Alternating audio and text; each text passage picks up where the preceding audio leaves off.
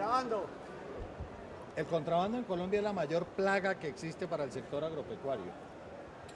Los índices de lo que viene entrando al país por concepto de contrabando desde hace muchos años son muy altos.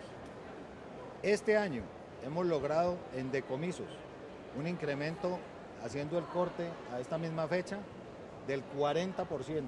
Ayer estuve en Ipiales, pasamos de 6.000 millones de pesos más o menos decomisados en productos que tienen su origen en el sector agropecuario a 9.500 millones decomisados hasta la fecha. Así que vamos a combatir esa plaga de manera integral entre la DIAN, la Policía Fiscal Aduanera, el mismo Ministerio de Agricultura, buscando dos cosas. Primero, decomisar más productos de contrabando, que el incremento no sea del 40%, que es un resultado muy positivo y una muy buena noticia, sino que llegue siquiera al 80% de incremento el próximo año con el trabajo conjunto que estamos haciendo. Y lo segundo es qué pasa con esos productos después de que son decomisados. El problema es que una parte de los productos son perecederos, especialmente frutas y verduras. Entonces logramos que el INVIMA y el ICA en estas zonas de frontera hagan la aprobación en un solo día de que el producto es viable para ser consumido por los seres humanos.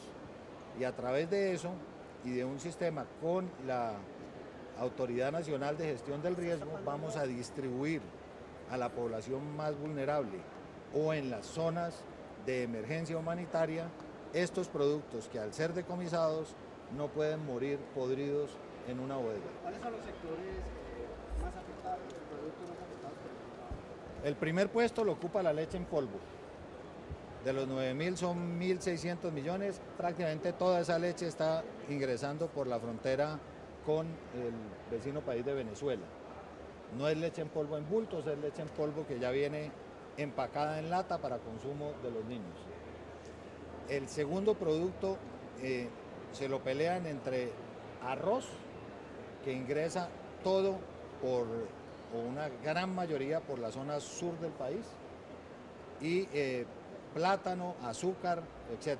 El arroz, ¿y qué fue lo que logramos determinar? No solamente existe el contrabando burdo que se realiza en las zonas de frontera, sino un contrabando muy organizado técnico, a donde están involucrados supuestas, porque no lo puedo todavía afirmar, supuestos molineros que desde la costa atlántica, especialmente desde el departamento de Córdoba, están enviando arroz a la zona de frontera como si lo hubieran vendido. Es una triangulación que funciona así. El molinero manda, o el molinero ficticio, el contrabandista, para llamarlo como debemos llamarlo, manda el arroz desde las distintas zonas de producción de Colombia, desde esos molinos, hacia la zona de frontera. Y después manda una comunicación diciendo que se dañó la operación comercial. El arroz nunca ha llegado de allá a la zona de frontera. Y consiguen una guía de movilización para que el arroz regrese supuestamente a la zona de origen, sea en el departamento que sea. Córdoba, en este caso, de un decomiso que se hizo de 7 toneladas antier. Y lo que hacen es que en ese momento reempacan el arroz que llega de contrabando a Ipiales y supuestamente lo regresan hacia la costa y se queda en los mercados de Popayán, Cali, las ciudades que van consiguiendo en el camino. Así que parte del problema del contrabando, lo que hemos encontrado es que hay personas que están involucradas en el proceso internamente en Colombia que están realizando operaciones de contrabando técnico, así se llaman, para ingresar estos productos que lo único que hacen es afectar el precio interno, afectar de manera sustancial a los agricultores y a los industriales que están dedicados a este tipo de actividades. Ministro, en materia de fertilizantes, ¿también han detectado algún tipo de contrabando? Sí, hay contrabando también de fertilizantes con un elemento que descubrí el día de ayer. Los fertilizantes están llegando y como son unos químicos, no se pueden almacenar una vez se detecta que son de contrabando por los subsidios que hay en los países, tanto en Venezuela como en Ecuador. Un bulto de insumos, hablando de fertilizantes, tiene un valor muy similar al de Colombia en costos. Está un poco más alto en Colombia, pero no es mucho más alto según lo que hemos podido verificar. Lo que no quiere decir que vamos a hacerlo bajar. tienen unos subsidios, digamos, si vale $30, que es lo que vale un bulto de ese insumo, un fertilizante como el nitrógeno en la urea en Ecuador, tiene un subsidio de $20 que los paga el gobierno. Entonces están trayendo esos productos de contrabando y cuando son detectados y decomisados, como son productos químicos, van a una bodega especial de la DIAN y de ahí salen por un convenio que existe para el manejo de desechos químicos hacia Finlandia, que se logró ayer, y esto es un trabajo, nuevamente digo, conjunto entre la DIAN, el Ministerio y la Policía Nacional.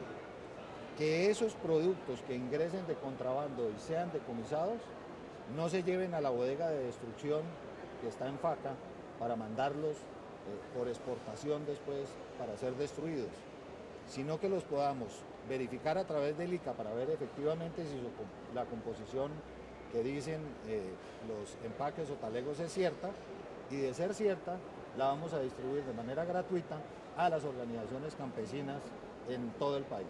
Ministro, ¿tiene de pronto algún cronograma para que los productores de Colombia no sigan pagando los insumos más caros de América Latina?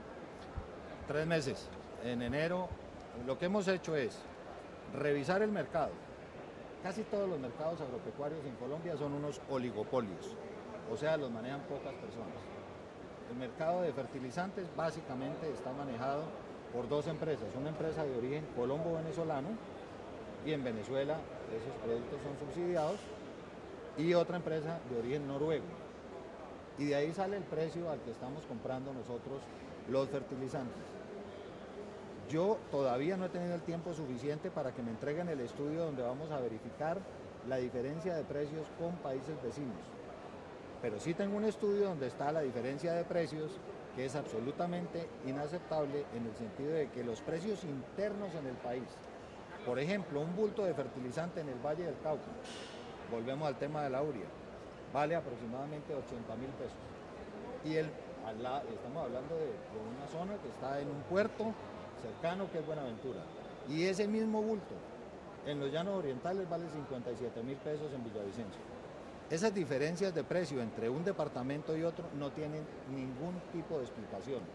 Uno podría decir, no, es que está todo el tema de la altillanura y en los llanos orientales, o en este caso en el departamento del Meta hay grandes industriales, y los del Valle de Quesis, ahí está sembrada casi toda la caña del país. Entonces esas muestras de diferencia de precio entre un departamento y otro, tenemos que revisar qué es lo que está pasando porque no me la han podido explicar. ¿Especuladores? Eso lo terminamos de complementar con una revisión de los precios externos. Ya tengo el precio de Ecuador porque ayer estuve en la zona de frontera, que son $30, un poco más de 60.000 pesos, que si lo comparamos con lo que estamos pagando nosotros, que es entre 70 y 80, pues hay una diferencia de 10.000 pesos. Así que no es tan excesivamente alto. Y de ese estudio de mercado va a resultar lo siguiente: o hacemos un acuerdo con las empresas que hoy nacionalmente están generando esa producción de insumos en Colombia, o el Ministerio de Agricultura importa unos insumos para los campesinos.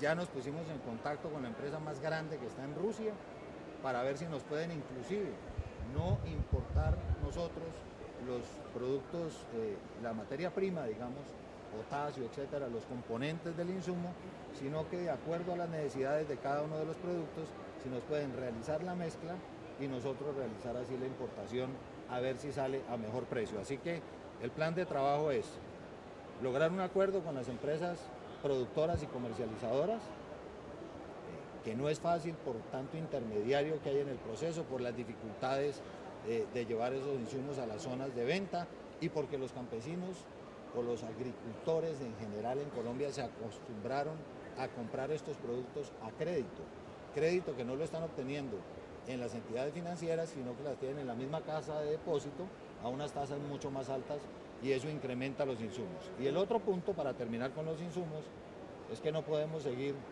echando insumos como si estuviéramos echando semilla. Hay que hacer un estudio de tierras para ver cuánto insumo necesita la tierra, y ahí viene el problema de que necesitamos un programa de asistencia técnica para que lo primero que hagamos sea revisar un estudio de suelos en cada una de las zonas del país y con esos estudios determinar cuánto insumo para cada producto es el que necesitamos para que apliquemos las cantidades suficientes de insumos, porque aquí nos acostumbramos mentalmente a que entre más fertilizante echemos, más producto vamos a obtener. Y esa verdad no es cierta en agricultura. Ministro, ¿y ese temita del fiado cómo lo van a resolver? Si el campesino se acostumbró a sacar eso a crédito, ¿cómo van a resolver el tema del fiado para el campesino? El tema del fiado es que el ministerio no tiene la capacidad para realizar esas operaciones financieras. Pero es que lo que la gente no entiende tampoco es que el ministerio tiene la ventaja de contar en el gobierno nacional con tres entidades financieras, que son el Banco Agrario, Finagro y Fiduagro.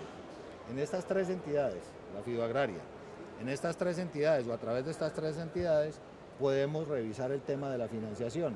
Y al mismo tiempo se abrió una línea especial en Finagro para asumir esas deudas que tienen los agricultores con estas casas de depósito de distribución de alimentos para que a través de Finagro y de la línea de crédito especial se pueda intercambiar, digamos, el crédito, paguen ellos el crédito que tienen ante la casa de depósito y asuman el crédito ante la entidad financiera a unos costos mucho más bajos. Ministro, cuando le preguntamos por los productos, usted pone en primer renglón el polvo. Este gobierno, desde que estaba Juan Camilo Restrepo, había anunciado lo mismo que está anunciando usted de lucha contra el contrabando. ¿Hay resultados, particularmente en el tema lácteo? Pues se lo contesto así. Aquí vamos a pasar rápidamente de la habladera a la sembradera. Hay resultados, hay un incremento con respecto al año pasado del 40% en los decomisos. Creo que es un resultado muy importante en lo que va transcurrido del año, al pasar de 6.000 millones de pesos en productos agropecuarios decomisados, incluida carne y ganado en pie, y subimos a 9.000 y algo de millones de pesos, algo como 9.600 millones. Ese incremento del 40%, porque esto es en cifras, esto no es hablando, sino qué han hecho y cómo se está haciendo. ¿Qué han hecho y cómo se está haciendo? Se está incrementando los controles en la zona de frontera, se cambiaron los directores de la DIPOL, o sea, de la policía aduanera en esas zonas de frontera. Se hizo una revisión, por ejemplo, en Ipiales, no solamente el problema no está en el puente de Rumichaca, hay 47 pasos que ya se tienen identificados, se identificaron los pasos. Agradecimiento al Ejército Nacional que nos está ayudando a cuidar esos pasos. Pero tampoco olvidemos que en Colombia también existe lo que llaman en zonas de frontera la economía familiar de frontera, que es un grupo de personas que aprovechan unos acuerdos que existen binacionales, en virtud de los cuales pueden importar algunos productos para su canasta familiar, no para llenar las tiendas de todas las ciudades fronterizas, y ese convenio que tiene ese objetivo, que es la necesidad de tener muy integradas las zonas de frontera, porque la frontera real, por ejemplo, en las poblaciones indígenas que están en esas zonas no existe. No existe la línea fronteriza. Son Aguada del lado derecho en Colombia y Aguada del lado izquierdo en Ecuador. Y son familiares entre ellos.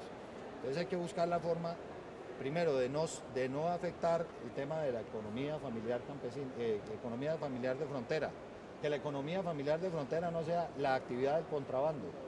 Y dejar de estar buscando el contrabando, que era el que afectaba antes al país, que lo llaman por hormigueo, y cambiar, que es lo que se ha hecho en la estrategia, por estas clases de contrabando técnico, porque el problema ahora no está en la mula que pasaba el contrabando a través del río, sino en la tractomula que pasa el contrabando por las vías, y por las razones que sea, que no son ninguna justificada, llegan esos productos a nuestros mercados afectando gravemente los precios. Cuando dice habladera, ¿se refiere a esas operaciones? No, me refiero a que llevo una semana y media en el Ministerio de Agricultura, que tengo un diagnóstico práctico de cuál es la situación, y hoy lo voy a volver a exponer aquí, que ya sé qué es lo que hay que hacer con respecto a una estrategia, que no me la invento yo, se la inventaron los que saben del tema, que son los que han estado metidos en el sector durante tantos años, porque en Colombia los asesores en materia agropecuaria se dividen en dos: los que nunca han pegado un clavo en un palo, a esos ya no les voy a creer, que son los que han estado dando cátedra con respecto a qué hay que hacer en Colombia en el tema agropecuario, y los otros que se han dedicado, entre otras cosas, a hacer industria en el campo, como aquí en el departamento de Antioquia, tal vez una de las industrias más de mayor progreso en el país es la que está representada en el sector agropecuario. Y por otro lado, mientras tengamos un nivel de pobreza en el campo que es 3 veces más alto, o sea, una persona pobre en el campo es 3 veces más pobre que una persona pobre en las ciudades. Mientras tengamos niveles de pobreza, no hay nada que hacer. Entonces vamos a combatir, vamos a ponerle o a hacer valer el nombre y el apellido del ministerio. Ministerio de Agricultura para mejorar la productividad. Y el apellido es Desarrollo Rural, que es lucha contra la pobreza en el campo y una combinación de unas supuestas cadenas productivas que no existen hoy, porque a mí me enseñaron en mi casa que una cadena es un grupo de eslabones unidos y en las cadenas no hay más de 2 eslabones, entonces pues ¿cómo van a funcionar las cosas? Y en esas cadenas hay que integrar la economía familiar campesina con el esfuerzo de los grandes empresarios, que son los que nos van a permitir subir las hectáreas sembradas de 5 millones, ojalá a 8 o a 10 millones. Ministro, ¿cambió las entidades? Que aquí se usa que el campesino sea empresario. El día que lo que está hoy aquí en Agrofuturo esté en el campo colombiano, prácticamente no se necesita ministro de Agricultura, porque ya habremos desarrollado el campo. Aquí estamos buscando inventar cosas que todas ya están inventadas. Estamos tan atrasados en el tema agropecuario, en tecnología y en transferencia de tecnología, que todo está inventado. Algunos colombianos han hecho proyectos muy exitosos, a ellos hay que creerles, y el resto lo puede ver usted en esta feria. El día que logremos que lo que esté en esta feria hoy esté en el campo colombiano, ese día tendremos un sector agropecuario que estará participando en el PIB nacional, no en el 6 como hoy, sino por encima del 10. Ministro, ¿Cómo le va a ir a la ¿cambió las agricultura? entidades? ¿El ICA qué se va a dejar? Las entidades hay que cambiarlas de 2 maneras. En términos pecuarios, hay que sacar un poco el perrero para poner a la gente en fila a hacer lo que le corresponde hacer. No pueden esas entidades seguir enquilosadas, burocratizadas, sin producir resultados concretos. El ICA, una entidad tan importante, encargada de la autorización de productos en el tema sanitario y fitosanitario, no ha logrado hasta ahora la autorización de ningún producto en virtud del TLC con Estados Unidos o con Europa. Y encontré, entre otras cosas, que tiene algunas dificultades, como que ninguno de los empleados del ICA, ni siquiera el director de Asuntos Internacionales, habla inglés. Así que cuando se va a negociar algún punto en el TLC, toca mandarlo con traductor. Entonces hay que poner a la gente en orden a hacer lo que la entidad supuestamente está determinada a hacer. No necesitamos leyes, lo que necesitamos es orden, alguien que dé la orden y que la haga cumplir y que haga seguimiento por metas a esos resultados. La única entidad hasta ahora que yo entiendo que necesita una reforma estructural es el INCODER, que hacía una cosa, que era antes el INCORA, que era el tema de tierras, y después de algunas decisiones, en mi concepto muy personal, equivocadas, hoy está encargada de temas de desarrollo rural, tierras, temas de pesca, desarrollo productivo, lo que era el manejo del agua.